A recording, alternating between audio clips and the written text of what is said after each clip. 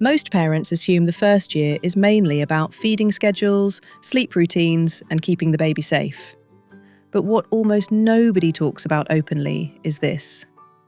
That same year quietly determines how your baby's brain wires itself for language, emotional control, self-confidence, and the speed at which they'll learn for the rest of their life. These changes don't happen gradually or evenly. They unfold in short, intense windows that open briefly and then close, often without any obvious signal that they were even there. The reason comes down to how the infant brain builds its core architecture. Each developmental window lays down the neural groundwork that the next stage depends on. During these critical periods, your baby's brain operates in a state of extraordinary plasticity. Neurons are forming connections at a pace they will never reach again. Sensory systems are tuning themselves to the environment, and the foundational templates for how your child will process emotions, language, and social connection are being laid down right now. But that heightened plasticity has a shelf life. Once the brain decides it has gathered enough information about how a particular aspect of the world works, the window begins to close. The neural connections that were used get strengthened. The ones that weren't get pruned away. And the brain moves on to the next layer of development. You cannot force these windows open, and once they close, learning is still possible, but it requires disproportionately more effort to build skills that should have come naturally and effortlessly during the optimal period. The real challenge for parents is that these windows give no announcement. There is no alarm that goes off saying, "Your baby is currently in a critical period for emotional regulation," and what you do over the next few months will shape those patterns for years. Instead, the windows open and close quietly, while parents are focused on the visible, urgent demands of infant care. You're managing sleep deprivation, figuring out feeding, trying to decode why your baby is crying. And underneath all of that, deep neural development is taking place. Development that will shape your child's capabilities far more significantly than whether they sleep through the night by 6 months. Stage 1. The cause and effect window. From roughly 2 to 6 months, your baby's brain enters a critical period for grasping one of the most foundational concepts that all future learning depends on. That concept is cause and effect. During this window, your baby is figuring out that their actions carry weight, that when they kick, something moves. When they make a sound, people respond. When they drop something, it falls. This sounds basic, but it is actually the foundation for agency, problem-solving, motivation, and the understanding that your child is not simply a passive recipient of whatever happens around them. They are an active participant who can shape their world. When this window develops well, you are building a child who approaches challenges with the belief that their efforts matter and produce results. When it is disrupted or poorly supported, you risk establishing a pattern of learned helplessness, where the child never builds the neural connection between their own actions and outcomes. Think about trying to understand how a computer works, but every time you press a button, sometimes it responds, sometimes nothing happens, and sometimes something completely unrelated occurs. You would never develop a reliable model of how the system works, or any confidence that your actions mean anything.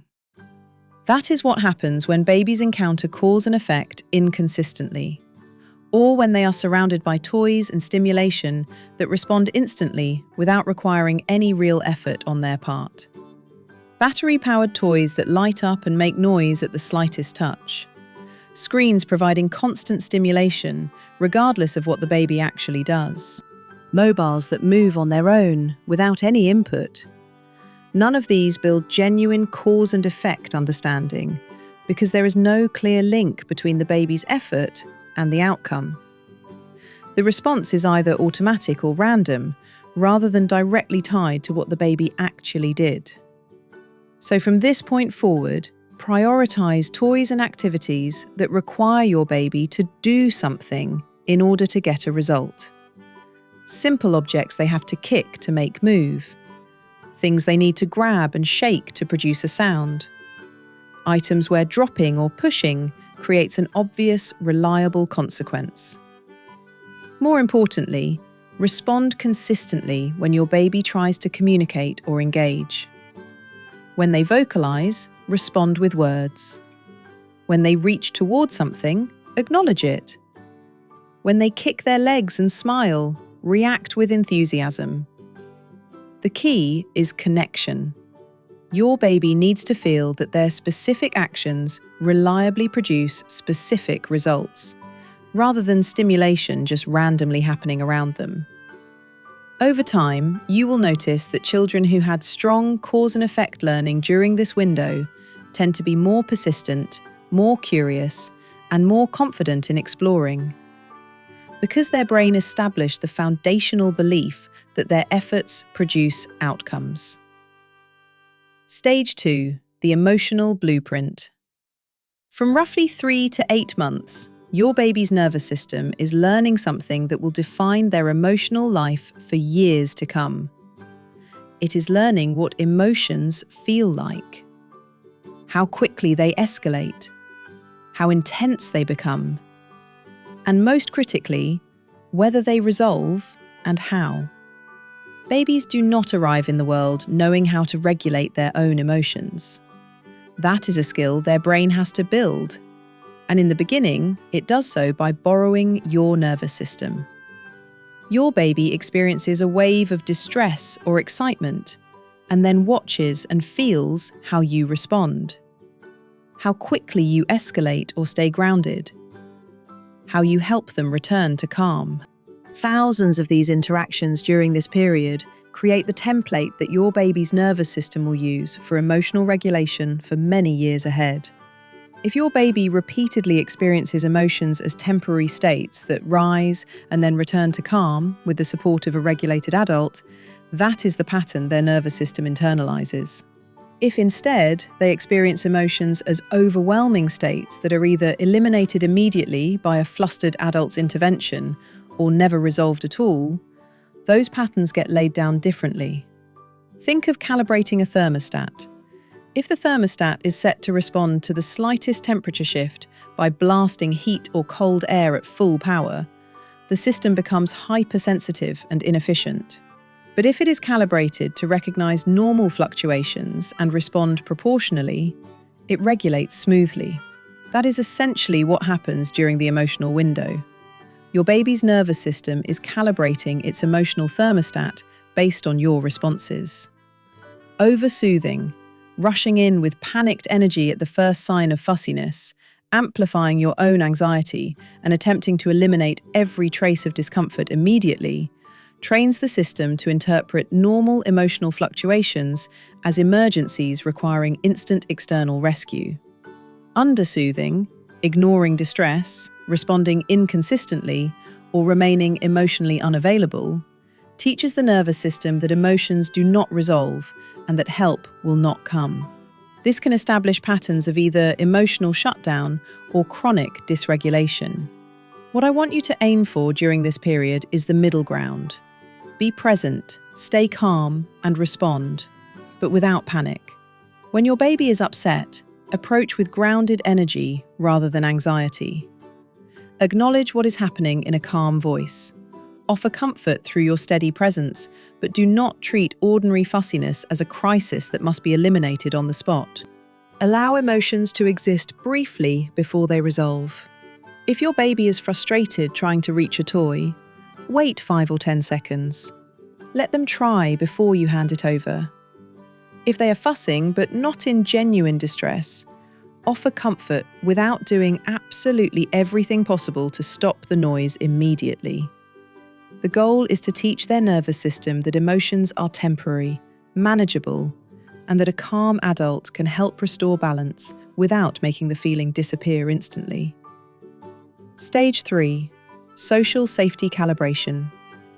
From roughly 4 to 7 months, something significant is taking shape in your baby's brain.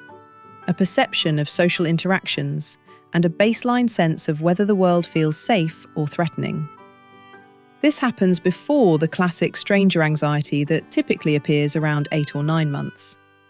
During this earlier window, your baby is gathering data that will calibrate their fundamental sense of social safety and openness to new people.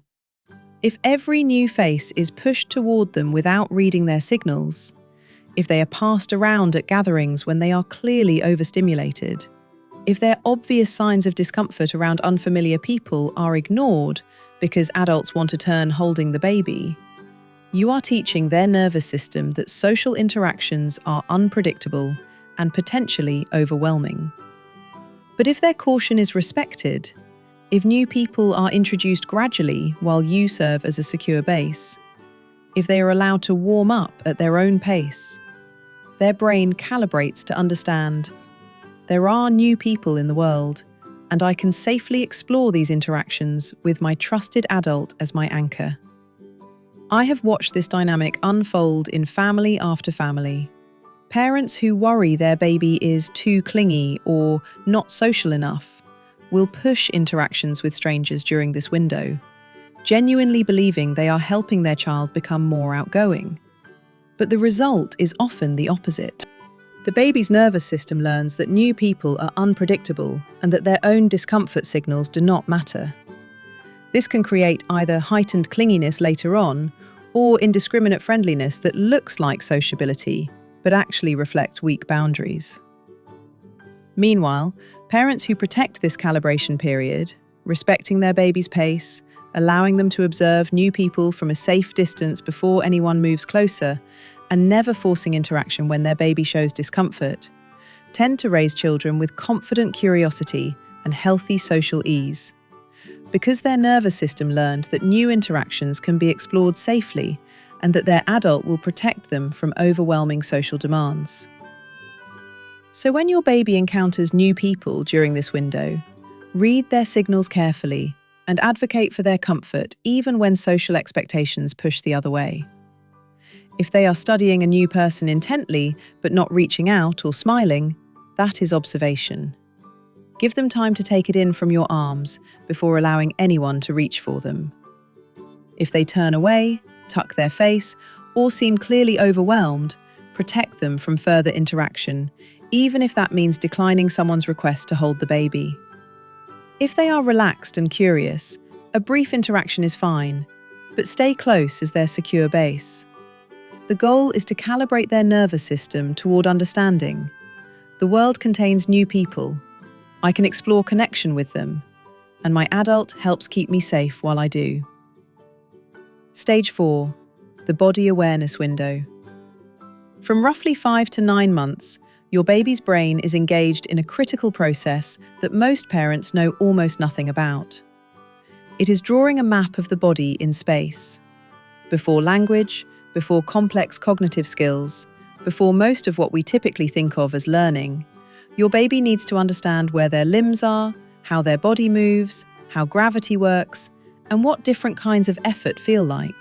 This proprioceptive and vestibular development, the felt sense of position and movement, is the foundation on which motor skills, coordination, spatial thinking, and even aspects of executive function will later be built.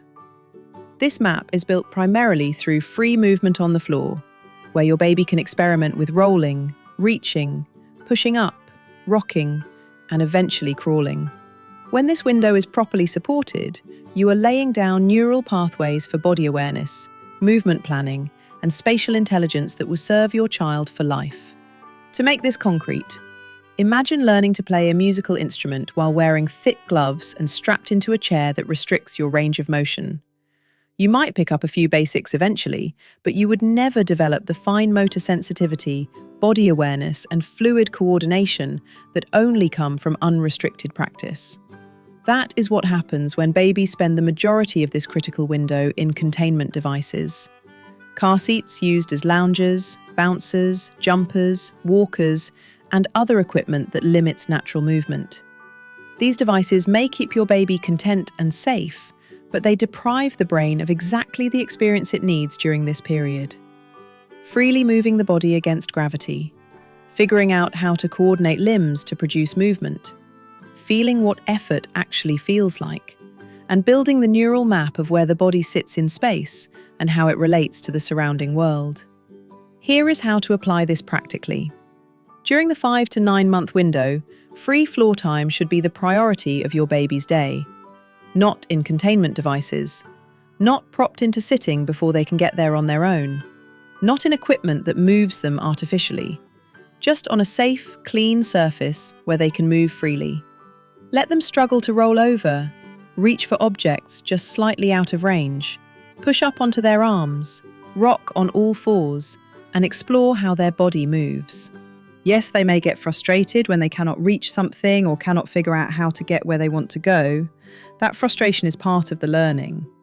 The effort they put in and the problems they solve through this motor exploration are literally carving pathways in their brain for movement planning, spatial awareness, and body confidence. Pathways that will later support everything from athletic coordination to academic skills like handwriting. Stage 5. The frustration tolerance window. From roughly 6 to 10 months, your baby's brain is in a critical period for developing something that will profoundly shape their future academic performance, their relationships, and their overall satisfaction with life. That something is frustration tolerance. This is the window when your baby needs to experience the following sequence: wanting something, attempting to get it, initially failing, trying again with a slightly different approach, and ultimately either succeeding or accepting that it is not going to happen right now. That process, experiencing desire, effort, temporary failure, persistence, and eventual resolution, builds neural pathways for resilience, problem solving, emotional regulation under pressure, and the foundational belief that difficulty can be worked through. When parents interrupt this process too quickly, solving every problem immediately, removing every obstacle, rescuing their baby from any struggle, they inadvertently teach their baby's nervous system, I cannot tolerate discomfort and I need external help to solve problems. It is like training for a marathon, but having someone carry you every time your muscles start to burn. You never develop endurance because you never experience the stress that triggers adaptation. That is what happens when parents intervene too quickly during the frustration tolerance window. Your baby reaches for a toy just out of range and starts to whimper. If you immediately hand it over every single time, they never experience the sequence. I want this. It is hard to get. Let me try a different way. And eventually, either I get it or the feeling passes. That entire sequence is critical neural development. Interrupting it consistently prevents the brain from building the pathways for frustration tolerance. The baby's nervous system learns, wanting something is uncomfortable. Struggle means something has gone wrong, and someone needs to fix it for me immediately. Instead of, wanting things is normal. Struggle is how I learn, and I can handle difficulty. So when your baby is working through something during this window, reaching for an object, trying to move towards something, attempting to manage a toy, I want you to pause before stepping in. Not to abandon them or let them spiral into full distress, but to give them a genuine first opportunity to work it out themselves. Watch their signals carefully. Initial fussing or grunting is effort, not suffering. If they are trying different approaches, even in frustration, they are learning. Step in only when they have genuinely reached their limit and real distress is building, not just productive problem solving. And when you do help, offer the minimum necessary. Move the toy slightly closer rather than placing it directly in their hand. Offer verbal encouragement rather than physical rescue. Demonstrate once rather than doing it for them. These small struggles now are building the emotional strength that will support them through every future challenge. Stage 6. The language rhythm window.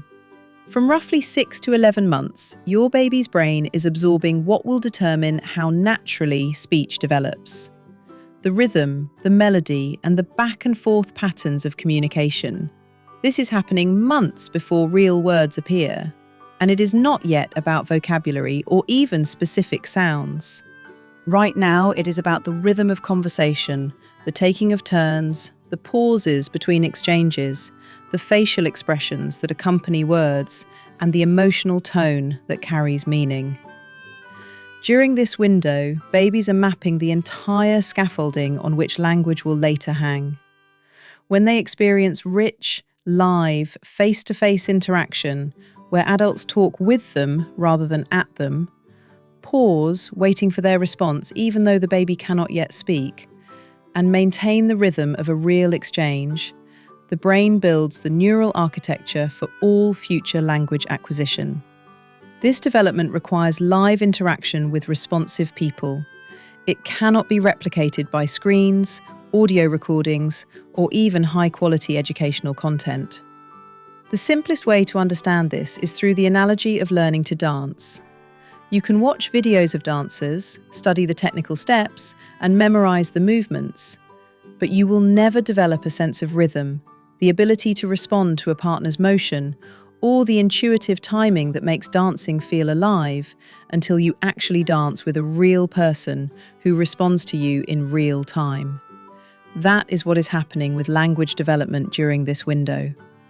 Your baby needs the lived experience of exchange, where they make a sound and you respond, where you speak and pause and they vocalize back, where expression, tone, and rhythm happen together in real time.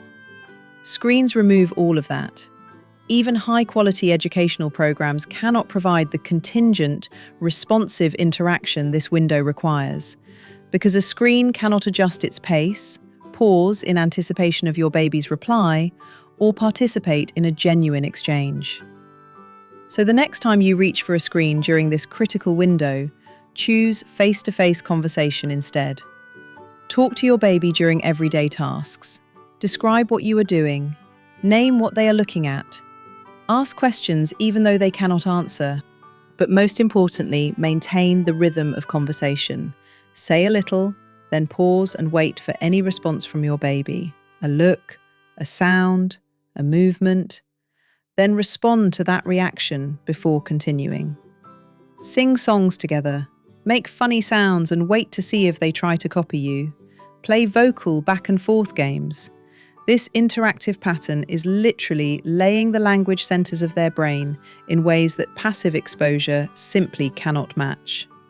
You will find that children who had rich interactive communication during this window tend to develop speech more easily, build larger vocabularies, start forming phrases earlier, and demonstrate stronger conversational skills. Because the fundamental rhythm and pattern of language gets deeply embedded during this optimal period. Stage 7. Attachment Confidence Consolidation. From roughly 9 to 12 months, your baby's attachment system is consolidating a pattern that will influence their relationships and emotional security for many years. That pattern is the understanding that connection persists even through separation. This is when your baby works out whether they can safely explore the world at a distance from you and return to find you emotionally available.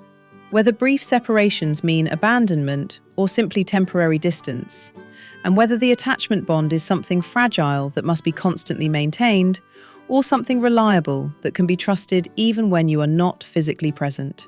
How you navigate this developmental period, the balance between encouraging exploration and providing warm reunion, between fostering independence and maintaining emotional availability, creates what attachment researchers call an internal working model of relationships.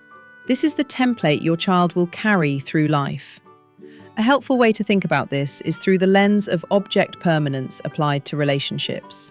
In early infancy, babies learn that objects exist even when they cannot see them. A toy hidden under a blanket is still there. During the attachment window, they are learning the emotional equivalent. The love and availability of my adult persists even when I move away or they are in another room. When this window develops well, with exploration supported and reunion met warmly, the baby internalizes, I can go out into the world because my secure base remains accessible. When it is disrupted by either extreme, forced independence where the baby's bids for connection are dismissed, or overprotectiveness, where any separation triggers parental anxiety and the baby is prevented from exploring, attachment confidence does not consolidate. The child either becomes anxiously attached, clinging and unable to explore, or avoidantly attached, withdrawn and excessively self-reliant, because they never had the chance to practice the safe cycle of explore, check back, reunite, explore again. So when your baby is venturing out during this window, crawling away from you and turning back to check that you are still there, I want you to respond with warm, calm acknowledgement. Smile and say, "I am right here." Stay quietly available, but do not rush toward them or pull them back. Let them continue exploring, knowing that you are their anchor. When they return to you for reunion, receive them warmly and give them your full attention in that moment, before gently encouraging them to explore again. If your baby struggles with brief separations, like when you leave the room, do not slip away to avoid the upset. But do not make it a dramatic event either.